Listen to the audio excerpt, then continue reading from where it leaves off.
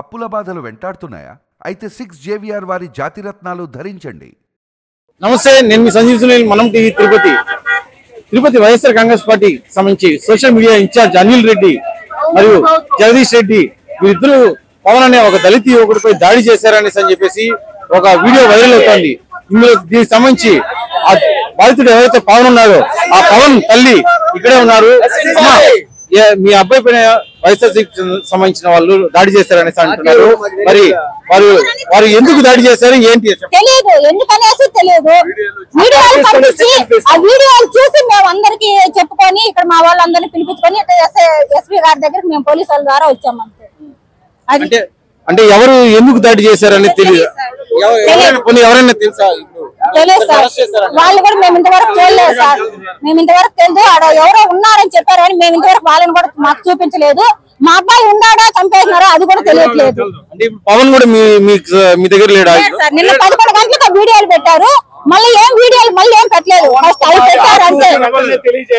నిన్న 11 గంటలకు పెట్టిన వీడియోలు ఇంతవరకు మాకు వీడియో గానీ ఫోటోలు గానీ ఏమీ మాకు ఎవరికి పెట్టలేదు. ఉన్నాడా చంపేసినారో తెలియదు. అయితే ఇదే అంశంపై మనతో మాట్లాడేందుకు దళిత సంఘాల నాయకులు కూడా ఇక్కడ ఉన్నారు. వారిని కూడా అడిగి తెలుసుకునే ప్రయత్నం చేద్దాం.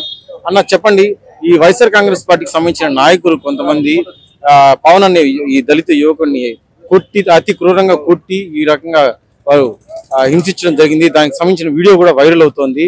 అంటే ఇప్పుడు పవన్ కూడా ఎక్కడున్నాడు అనేది కూడా తెలియదు అనేసి వాళ్ళ తల్లిదండ్రులు కూడా అంటున్నారు. దానిపైన మీరేమంటారు? ఇప్పటి వరకు తిరుపతిలో రోజు రోజుకు దళితులపై దాడులు కొనసాగుతున్నాయి. దీన్ని తీవ్రంగా ఖండిస్తున్నాం. ఈ రోజు మనం సోషల్ మీడియాలో చూసాం, వైరల్ అవుతున్నటువంటి వీడియోలలో మానవ సమాజం ఏ రకంగా పోతా ఉంది. ఈ ఊరిలో ఉన్నటువంటి కొంతమంది రాజకీయ నాయకులు వెనకాలన్నటువంటి రౌడీలు ఏ రకమైనటువంటి మానవ సమాజం తలవంచుకునేటట్టుగా ఈ రోజు ప్రాణాపాయం జరిగేటట్టుగా ఈ రోజు పోలీసులు లాఠీలతో పట్టడం కూడా మనం చూసాం. అదే రకంగా ఈ రోజు వారిని చర్య తీసుకునే దాంట్లో కూడా ఈ రోజు పవన్ కుమార్ అనే వ్యక్తి ఇప్పుడు ఎక్కడున్నారో కూడా తన తల్లిదండ్రులకు ఇది ఇప్పటి వరకు చూపించకుండా వాళ్ళు మనోవేదనకు గురయ్యి వాళ్ళు చాలా ఇబ్బందులు పడుతున్నారు. అయితే మేము కోరుకోవడము ఈ లాస్ట్ టైంలో దళితులకు జరిగింది, మళ్ళా జరిగింది.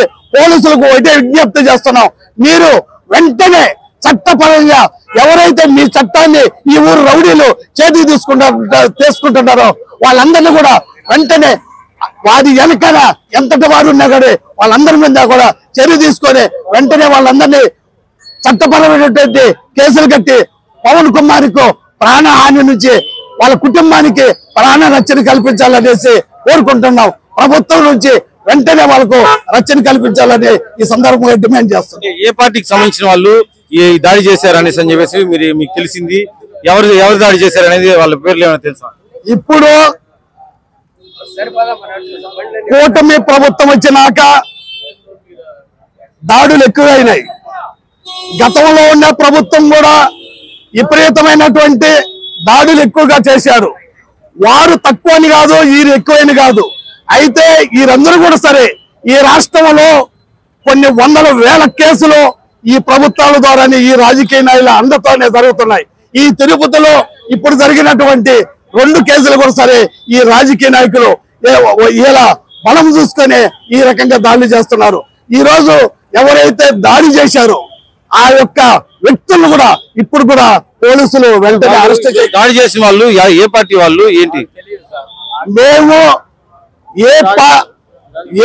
ఏ పార్టీ వాళ్ళు చేశారు, ఏ పార్టీల పదవుల్లో ఉన్నవారు అదంతా కూడా పోలీసులు దర్యాప్తులో త్వరలోనే వెల్లడిస్తారు.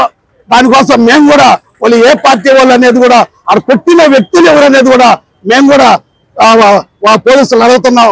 వాళ్ళు వెంటనే వాళ్ళు కూడా మనకు అందరికీ తెలియజేస్తారనేసి ఈ సందర్భంగా వాళ్ళ మీద విశ్వాసంతో నమ్ముతున్నాం. ఇక్కడ ఏవైతే ఈ దళిత సంఘాలు వీరు ఎవరైతే ఇక్కడ ఉన్నారో వీరు కూడా కొన్ని నిజాలు చెప్పడానికి కూడా వాళ్ళు సంకోచిస్తున్నారు అనే విషయం అయితే తెలుస్తుంది. ఏ పార్టీ వాళ్ళు అనేది చెప్పడానికి కూడా మీరు ఆలోచిస్తున్నారు అని చెప్తున్నాను. చూడండి, మాది అంబేద్కర్ ఐడియాలజీతో ఉన్నటువంటి నాయకులు ఇక్కడ ఉన్న నాయకులు. మాకు భయం అనేది మాకు తెలియదు. మేము ఏ పార్టీకి భయపడాల్సిన పని లేదు. ఏ పార్టీకి వతవాస పలకాల్సిన అవసరం కూడా మాకు లేదు. మరి ఈ రోజు దాడి చేసిన వాళ్ళు ఎవరంటారు? ఏ పార్టీ అయినా నాకు తెలియదు. ఇంతవరకు దాడి చేసిన వ్యక్తి ఎవరో నాకు తెలియదు. తెలియని వ్యక్తిని ఫలానా పార్టీ అని చెప్పడం సబబు కాదు. వాడు ఏ పార్టీ అయినా, though he is the BJP, though he is the TDP, though he is the YCP, ఎవడైనా గాని, లేదా దళిత పార్టీకి చెందిన వాడైనా గాని వాడిని ఉపేక్షించకూడదు. వాడు శిక్షాపాత్రుడు. అది మా డిమాండ్. వాడిని శిక్షించాలి. వైసీపీ అంటే మేము భయపడేది కానీ, వైసీపీ నేరం చేస్తే అది కరెక్ట్ అయిపోతుందా, లేకపోతే అధికారంలో ఉంది కదా తెలుగుదేశం నేరం చేస్తే అది కరెక్ట్ అయిపోతుందా?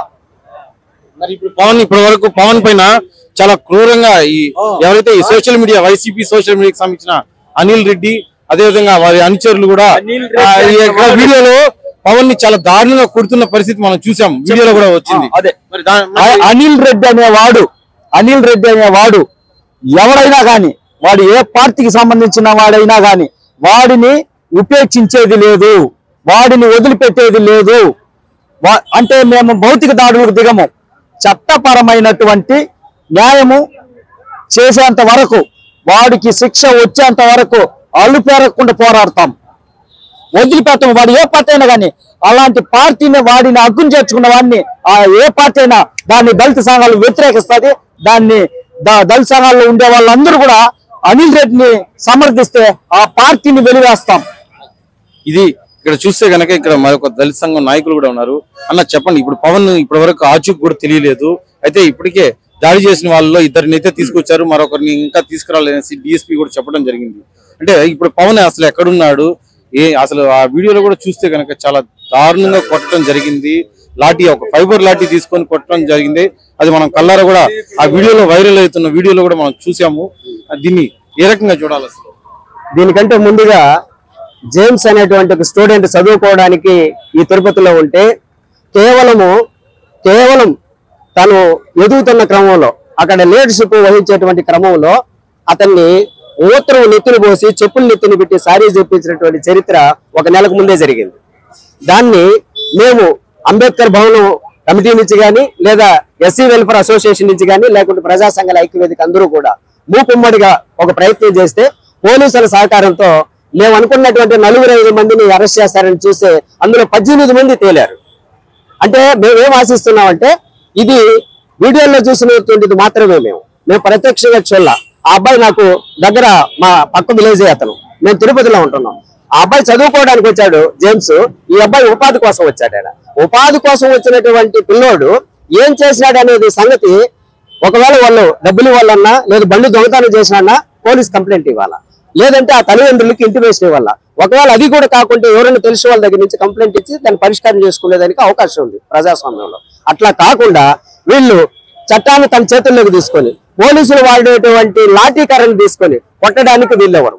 ఆ కొట్టినటువంటి దృశ్యాలు మీరు చూస్తే ప్రపంచానికి మొత్తం తెలిసింది. ఈ రోజు రాత్రి జరిగింది, ఈ రోజుకి మొత్తం ప్రపంచానికి తెలిసింది. అది చూసినప్పుడు ఇది పార్టీయా, లేకపోతే ప్రజా సంఘాలా, లేకపోతే ఇంకొక లీడర్ అనేది కాదు మేము చూస్తున్నది. ఒక దళితుల్ని చదువుకోవడానికి కానీ, ఉపాధి చేసుకోవడానికి కానీ ఈ తిరుపతిలోకి వస్తే ఈ విధమైనటువంటి దాడులు చేస్తే మేము ఊరికే ఉండాలనా? వచ్చిన వాళ్ళందరూ కూడా మీరు ఎట్ట మాట్లాడతారు వైసీపీలో? మేము చెప్పలేదు కదా వైసీపీ అని. వేరే వాళ్ళు అంటున్నారు వైసీపీ వాళ్ళు అని అంటున్నారు. వాళ్ళు కూడా మా పైన దాడికి వస్తానంటే మీడియా ముందర స్వేచ్ఛగా మాట్లాడుకుంటే దానికి కూడా వాళ్ళు వచ్చి ఖండిస్తా ఉన్నారు. అంటే మనం ప్రజాస్వామ్యంలో ఉన్నామా? ఈ ప్రజాస్వామ్యం మాకు ఉందా లేదా? మీరు స్టేషన్ దగ్గరికి వచ్చినప్పుడు కూడా వాళ్ళు వైసీపీ వాళ్ళు ఇక్కడ మీపైకి మీరు ఎలా చెప్తారు అని కదా, మీ ముందరే వైసీపీ వాళ్ళని మీరు ఎట్లా నిర్ధారణ చేస్తారు? మేము చేయలేదు కదా నిర్ధారణ. ఇప్పుడు కూడా మేము అంటున్నాం వైసీపీ వాళ్ళు కాదు, తెలుగుదేశం వాళ్ళు కాదు, కూటమి వాళ్ళు కాదు, పోలీసులు మేము అడుగుతున్నాం. అసలు అబ్బాయి ఎక్కడున్నాడు? పవన్ కుమార్ చచ్చిపోయినాడా, బతికినాడా, లేకపోతే ఎక్కడైనా ఉన్నాడా? దాన్ని తెలుసండి ముందు. మీరు అది తెలుసుకుంటా వాడు తెలుగుదేశం వాడా, కాంగ్రెస్ వాడా, వైసీపీ వాడా అని మేమెందుకు అడుగుతాం? మాకు పార్టీలతో అవసరం లేదండి. ఎక్కడైనా న్యాయం కోసం మేము ఎంత దూరమైనా ప్రయాణించేదానికి మేము సిద్ధం. ఈ అబ్బాయికి న్యాయం జరగకపోతే తిరుపతిని మొత్తం కూడా ముట్టడించేదానికి మేమంతా సిద్ధంగా ఉంటాం.